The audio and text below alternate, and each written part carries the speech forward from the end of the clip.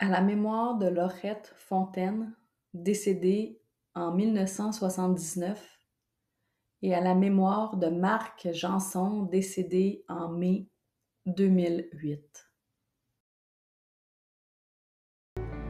Bienvenue, belle précieuse, dans mon univers. Je suis Stéphanie Vachon, activatrice de dons et de passion. C'est avec une immense joie que je t'ouvre la porte de mon monde énergétique et invisible pour que tu accèdes à tellement plus de possibilités qu'il y a à l'intérieur de toi. Es-tu prête à activer le changement pour plus de joie, de légèreté et d'énergie dans ta vie?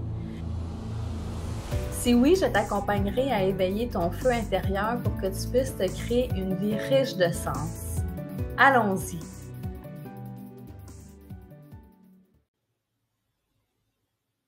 J'ai baptisé ce podcast Hymne à la vie parce que les deux personnes que je t'ai nommées tantôt, Laurette Fontaine et Marc Janson, c'est deux histoires qui m'ont profondément touchée, qui fait partie de mon histoire. Et il se trouve que ma grand-mère, Laurette, ça fait plusieurs fois qu'elle vient me voir pour me demander de parler de son histoire. Et tu vois, je le dis, puis j'ai le trémolo dans la voix. Alors là, je veux t'avertir tout de suite, là, si tu as le cœur sensible, parce que c'est vraiment les deux histoires, c'est des histoires de sang, et ça finit mal à la fin, hein, les deux décèdent. Mais les deux histoires, même à 29 ans d'écart entre un décès et l'autre, c'est la même histoire. Sauf que un, c'était ma grand-mère l'héroïne, et dans l'autre, c'est moi. Et ça me fait réaliser à quel point nos liens invisibles, hein, nos liens karmiques avec notre famille, tous les liens transgénérationnels, comment c'est puissant. Et je vais juste te partager ça. Et là, je ne veux pas en fait que tu m'écrives après pour me dire, oh pauvre de toi, quelle histoire terrible. Non, je ne suis pas dans la victimite et j'ai travaillé fort sur moi pour me libérer de ces deux histoires-là. Le but de ce podcast, c'est de te faire prendre conscience de l'importance de tes choix, comment c'est important de se tenir debout quand on sent qu'il y a quelque chose qui nous appelle ailleurs. Et je vais finir le podcast avec une écriture que j'ai reçue en automatique là, par ma grand-mère hier soir justement, et que là, ça me hante tellement que je voulais l'enregistrer là au plus vite pour m'enlever toute cette communication-là, malgré que c'était très puissant là, comme communication, mais parce que j'arrête pas d'y penser. Ça fait des semaines que j'ai ça qui me trotte dans la tête. Et vous allez voir, je vais vous emmener ça très simplement, et ça va faire tout plein de sens avec peut-être des histoires de votre propre vie. Et ben ça y est, là, je me lance. Alors, je vais commencer par vous raconter l'histoire de Marc. Marc, c'était mon conjoint de l'époque en 2008. Et j'avais rencontré Marc là, après avoir quitté le père de ma fille. Sérieusement, j'avais beaucoup de difficultés à être seule. La dépendance affective, là, ça faisait partie de ma vie depuis que j'étais tout jeune. Là. Moi, j'ai enchaîné les hommes un derrière l'autre parce que je n'arrivais pas à être bien seule. Je sentais tout le temps un vide à l'intérieur de moi. Et là, quand je vous dis 2008, là, si on se replace sur la ligne du temps, là, ma fille, elle avait 4 ans. Et moi, j'avais approximativement 30-31 ans. Et quand j'ai rencontré Marc, pour moi, ça a été un coup de foudre parce que Marc, je le trouvais donc beau, il était musclé, il paraissait bien, il était super sportif, à son affaire et tout. Et on a commencé à sortir ensemble. Et quelques mois plus tard, il est venu vivre avec moi en appartement. Jusque-là, tout va bien. Je suis très heureuse de mon choix et tout. Et à un moment donné, ben, à côtoyer quelqu'un dans le quotidien, je me suis rendu compte que Marc, un peu comme moi, là, avait une certaine lourdeur au niveau du cœur. C'était difficile parce que c'était quelqu'un qui était lourd de par son passé.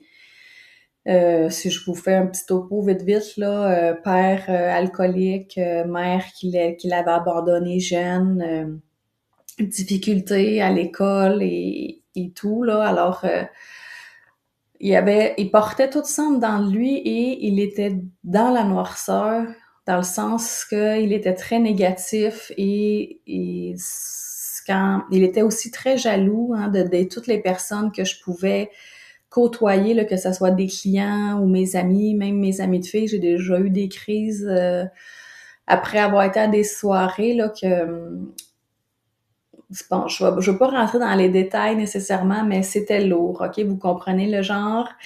Et j'ai continué comme ça, toujours dans l'espoir que quelque chose se passe, parce que moi, je venais de commencer ma formation en massothérapie en même temps que cette relation-là. Et j'aimais bien là lui partager qu'est-ce que je recevais comme enseignement, surtout par rapport à nos pensées, à notre histoire, les libérations qu'on peut faire et tout. Mais sauf que dans la vie quotidienne, là, moi, à un moment donné, j'ai vraiment choisi de mettre fin à cette relation-là parce que c'était trop lourd. Puis c'est pas ça que j'aspirais comme vie de couple, tu sais. Oui, je voulais quelqu'un qui était sportif, qui aimait la nature et tout, parce que j'avais pas ça avant hein, dans mon autre relation, mais il y avait quand même un fond là, dans le cœur qui était important pour moi que la personne devait avoir et j'ai choisi de quitter. Alors là, je vais vous raconter ce qui s'est passé ici parce que ça va vous aider à comprendre l'histoire de Laurette. Parce que les deux histoires se croisent hein, dans la ligne du temps. Alors j'annonce à Marc que je le quitte, que je veux qu'il quitte mon appartement et je lui explique tout le pourquoi de mon choix et tout. Et la seule chose qu'il m'a dit, c'est inquiète-toi pas, bébé, tu ne me reverras plus jamais. Et là, moi, ça donnait que je quittais pour la soirée parce que je m'en allais masser chez des gens. Je faisais du service à domicile dans ce temps-là. Alors, je me suis dit, tu sais, je vais être absente toute la soirée. C'est un soir de semaine. Quand je vais revenir, il va avoir eu le temps de ramasser ses petites choses parce qu'il y avait, tu sais, seulement ses vêtements, des objets personnels et tout chez moi. Alors jusque-là, tout va bien, mais quand je reviens de mon massage, je reviens chez moi et là, sa voiture était plus là. Je me dis, bah, OK, il est parti. Mais quand je suis montée dans mon appartement, dans l'escalier, je vois que toutes ses bottes sont encore là, son manteau est là, sa boîte à lunch, même de la journée, est encore sur le bord de la porte. Et là, je me dis, ben voyons, tu sais, il va sûrement revenir demain pour venir chercher le reste. Et à ma grande surprise, quand j'entre dans mon appartement, j'avance parce que là, j'observe en même temps qu'est-ce qu'il a amené, qu'est-ce qu'il a pas amené. Là, parce que je me dis, bon, OK, c'est pas... finalement, il va revenir, tu sais. Mais quand je suis rentrée dans le salon, c'est là que j'ai vu tous les fusils de chasse étendus, là, tout appuyés sur le mur. Je savais qu'il en possédait 6 fusils. Et là, sur le mur, il y en avait 5.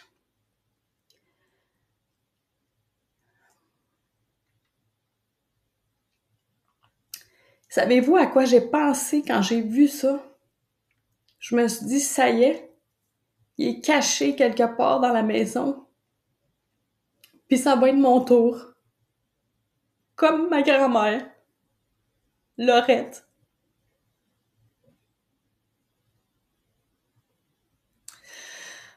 Alors, je me suis mis à courir dans l'appartement, à ouvrir les lumières, puis à chercher s'il était vraiment parti, ou s'il était pas juste caché, puis qu'il avait caché sa voiture pour pas que je pense qu'il était là.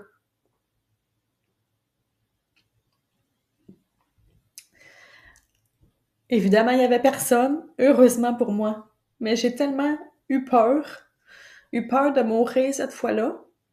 Alors, j'ai tout de suite fait le 911 pour déclarer qu'est-ce que je pressentais. Et là, ma deuxième plus grande peur, c'est qu'il rentre entre le temps que la police arrive pour me tuer. Heureusement, la police, elle a été rapide. Dans le sens que j'ai pu m'asseoir à table de la cuisine, j'avais ouvert toutes les lumières et j'attendais la police. Et quand la police est arrivée, eh bien, ils ont saisi les armes, ils m'ont demandé des photos, ils m'ont demandé plein de questions pour savoir où est-ce qu'il pourrait être maintenant avec le fusil qui manquait. Et sa voiture était équipée d'un boomerang, là, quelque chose comme ça, un outil d'identification des véhicules. Et ils ont pu le retracer. Mais avant, je veux te parler de Laurette.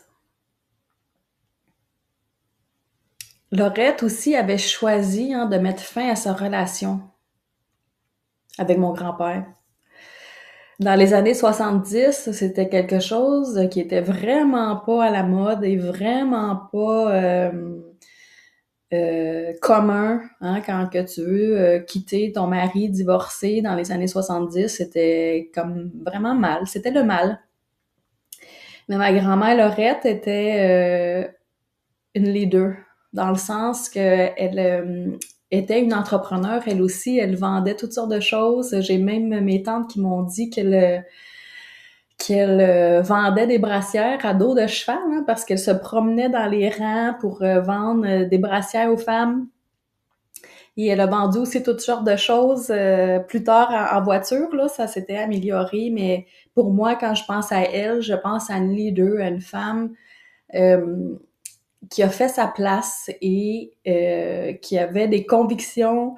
Et pour elle, sa vérité à elle voulait autre chose pour sa propre vie.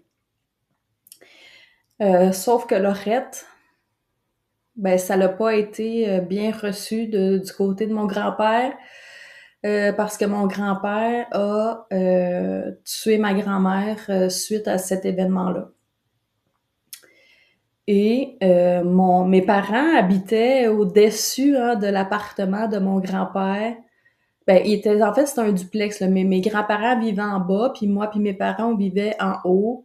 Et moi, j'avais 2 ans quand c'est arrivé. J'ai pas de souvenir de mes yeux ou de mes oreilles. Ben, il y a quelque chose énergétiquement, c'est sûr, parce que mes parents étaient là dans la maison. On était tous là quand c'est arrivé. Et mais mon père, dès qu'il a entendu un premier coup de feu, là, il savait qu'est-ce qui venait de se passer. Alors mes parents se sont présentés à la fenêtre et ils ont vu, mon père a vu sa mère qui était décédée dans la cour. Elle a payé de sa vie pour honorer un de ses choix. Pour sa liberté, elle a payé de sa vie. Elle a payé de sa vie de se choisir.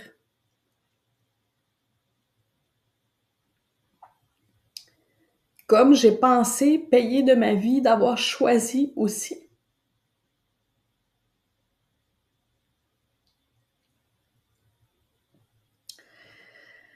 Mais quand on se choisit, on ne doit pas penser aux conséquences de tout ça.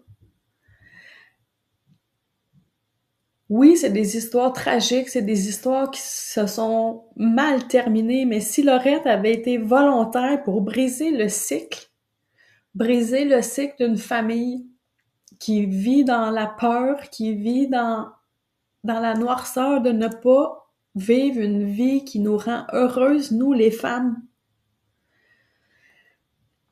Et aujourd'hui, je dis souvent que c'est surtout pas un homme qui va m'arrêter ou qui va me mettre des bâtons dans les roues. Et je repense toujours à Laurette qui s'est tenue debout pour ses convictions et ses choix.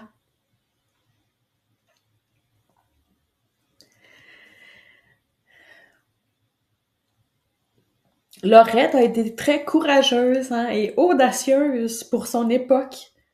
Et si nous étions toutes des femmes courageuses et audacieuses, de suivre les élans de notre cœur. On est en 2023 aujourd'hui, on est plus que 30 ans plus tard de cet événement-là. Et qu'est-ce qui reste hein, dans nos mémoires, dans nos cellules de toute cette histoire? Alors, quand la police est venue chez moi pour saisir les armes et commencer leur enquête, ils m'ont dit appelle quelqu'un de confiance et ne reste pas ici, là, va-t'en, fais ta valise, va-t'en, pars quelques jours, le temps qu'on retrouve Marc. Et j'ai tout de suite appelé ma mère avec mon beau-père Claude. Là. Des fois, je vous en parle. Je l'appelle le médium, c'est bords, là. Alors, ils sont venus me chercher et je me suis en allée chez eux. Mais là, après, qu'est-ce que je ne savais pas, c'est que la police enquêtait et ils m'appelaient là aux 30 minutes pour me poser plein de questions. Et avec le fameux boomerang là, de la voiture, ben, ils ont retrouvé la voiture et elle était chez son père, sa maison maternelle. La voiture était là. Et là, les policiers me demandaient la configuration de la maison, essayer de savoir il est où dans cette résidence-là pour intervenir.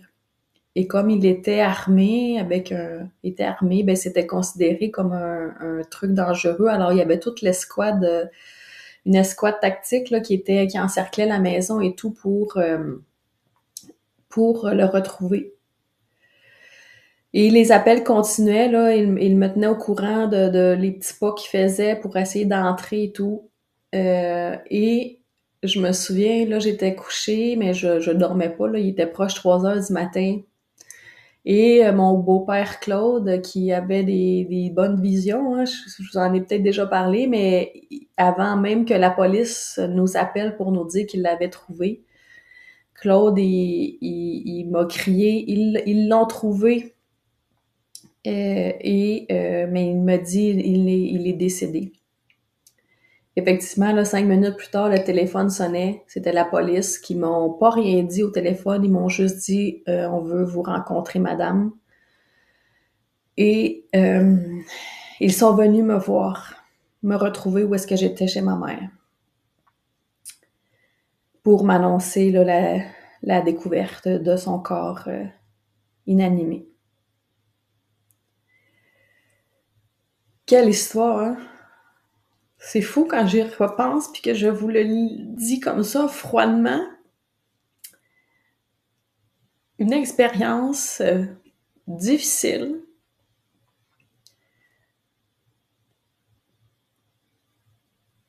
qui me fait prendre conscience comment la vie est fragile aussi.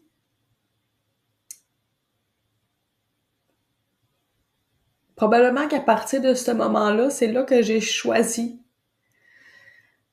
de vivre mes plus belles expériences, de vivre à fond.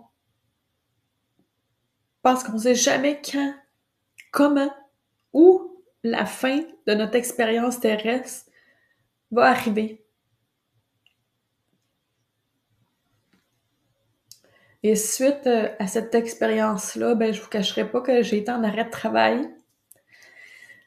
J'ai été médicamentée pour ça. J'ai consulté énormément pour ça. Parce que je me sentais coupable.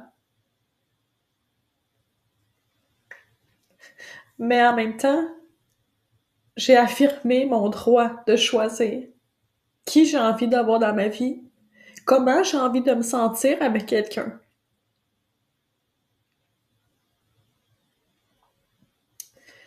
J'ai beaucoup travaillé la dépendance affective aussi. Parce que je voulais pas revivre un mauvais choix, tu sais, dans le sens que j'étais pressée de rencontrer quelqu'un. Je voulais plus revivre ça.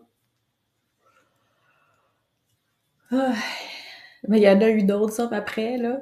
Et, euh, et oui, j'ai été capable de réouvrir mon cœur, de me laisser aller dans les relations, mais avec une autre vision, un autre état d'esprit. Et des fois encore, quand je reçois là, des séances de Theta Healing, là, ma grand-mère, souvent, son histoire revient dans mes mémoires. Ça revient. Parce que pour moi, choisir, ça peut égaler la mort aussi. Et c'est Laurette qui m'a demandé de faire ce podcast-là. Ça fait 2 fois qu'elle vient me hanter pour me dire raconte mon histoire.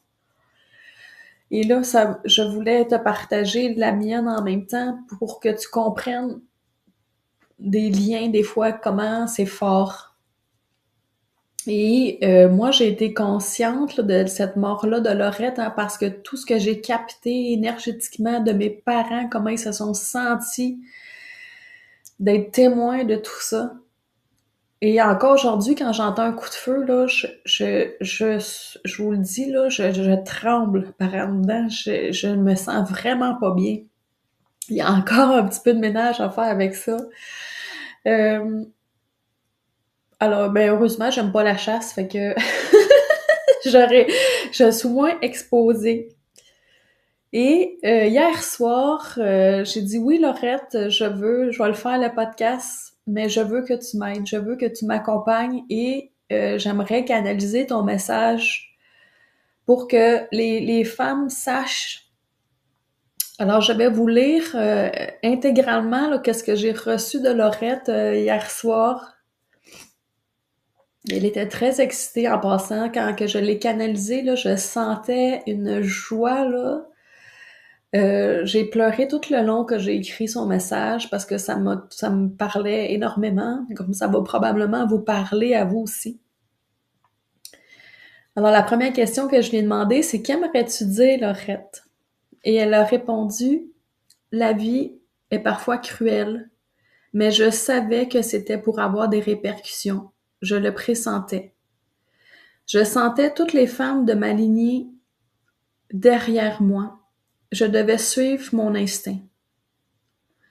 J'ai été près de toutes les femmes du clan pour vous supporter et vous encourager à suivre votre cœur.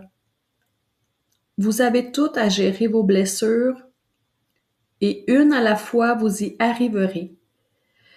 J'apprécie l'espace que tu me donnes, contente que mon histoire sera une inspiration pour tout plein d'autres femmes.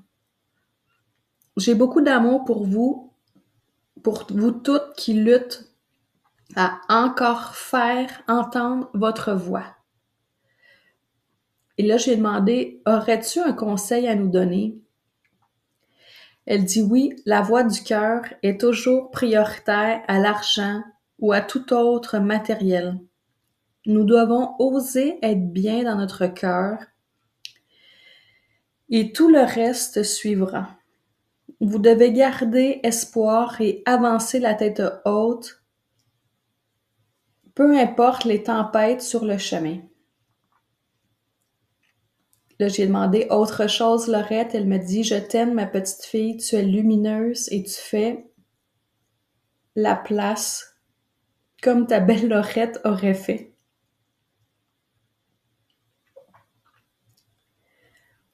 Je t'admire et te protège. Je fais un câlin à toute la famille. Laurette. Alors, si aujourd'hui, vous étiez Laurette ou vous étiez Stéphanie, à choisir votre meilleure vie, qu'est-ce que ça créerait de différent pour vous maintenant?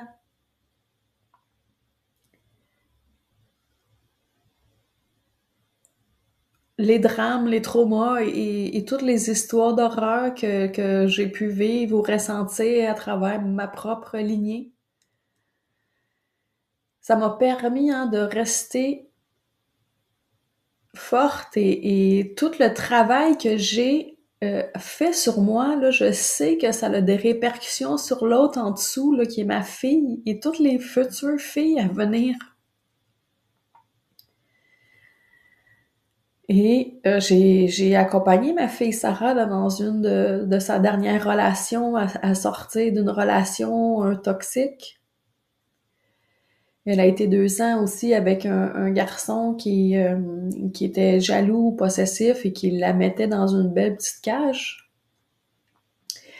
Et quand j'ai travaillé ça, je l'ai fait de mon côté, hein, en detailing, parce que je savais qu'en me libérant moi, j'étais pour libérer ma fille. Et c'est ce qui est arrivé parce que quelques semaines plus tard, elle a quitté cette personne-là qui était pas adéquate pour elle. Alors, qu'est-ce que tu vas retenir de toute cette histoire-là? Hein? Comme j'ai dit, je veux pas que tu m'appelles ou tu m'écrives en me disant pauvre de toi. Ce n'était pas du tout le but de ça. C'était vraiment inspiré par Laurette qui voulait que je raconte son histoire. Et ça devait se faire te racontant un bout de la mienne pour que tu comprennes des fois la force, hein, des liens et l'importance de s'en libérer. Si tu as besoin d'accompagnement là, pour libérer de tes histoires à toi, j'ai 3 précieuses là, expertes, 3 précieuses thérapeutes de lumière qui font ça. Et pour moi, le detailing, ça m'a vraiment libérée de bien des choses que je savais même pas qui étaient encore cachées. Des fois, il y a des petites puffs qui remontent. Et puis, je sais que je ne suis pas seule hein, pour passer à travers ça. Que j'ai toute mon équipe, autant mon équipe de lumière dans l'invisible que mon équipe de lumière terrestre à côté de moi. Et c'est devenu pour moi un cheval de bataille, hein, dans le sens que toute ma mission, c'est de créer de la conscience, de créer de la légèreté, de créer de l'énergie dans la vie de toutes les femmes. Et ça passe aussi par se libérer de toutes nos histoires d'horreur parfois, pour que la lumière revienne dans notre cœur, dans notre tête, dans notre vie. Et c'est tout à fait possible, hein? J'en suis la preuve vivante. Et aujourd'hui, là, quand je roule ma vie ou que je crée ma vie, c'est sûr que je repense pas toujours à toutes ces histoires-là. Parce qu'il y en a eu d'autres quand même là, au cours de ma vie, un peu moins weird, mais quand même. Et je choisis maintenant avec tout ce bagage-là derrière moi et il y a des choses que je ne veux plus du tout dans ma vie et ça, d'avoir expérimenté cette polarité-là, ben m'emmène à être capable de nommer hein, l'autre polarité, le positif que je souhaite vraiment pour moi. Et ça, c'est clair pour moi que c'est cette direction-là maintenant que j'utilise. Alors, merci tout le monde de votre ouverture, de votre accueil. J'espère que vous êtes pas trop sous le choc. Peut-être que vous l'êtes. S'il y a quoi que ce soit, écrivez-moi pour ça. Si vous avez besoin que je vous envoie un petit peu de lumière, beaucoup de lumière, je vais le faire avec plaisir. Ben tiens, je vais vous faire un petit tour d'antenne avant de quitter. À tout le monde, là, je vous envoie un plus 1793. Je vous enveloppe d'amour inconditionnel. Alors, merci tout le monde. À bientôt. Salut.